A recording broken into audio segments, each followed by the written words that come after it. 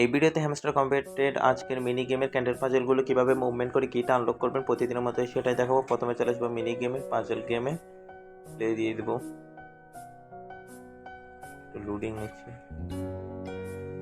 Play দিয়ে দেবো। আজকে একটু মোটামুটি একটু জটিল আছে, আপনারা ভিডিওটা ভালোভাবে খেয়াল করতে পারবেন। মোবাইলের স্ক্রিনটাই সমস্যা করে গেমসটা খেললে।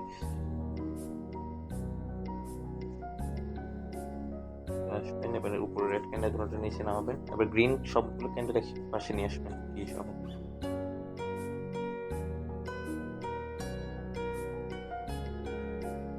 আবার একই সমস্যা হয়ে গেছে।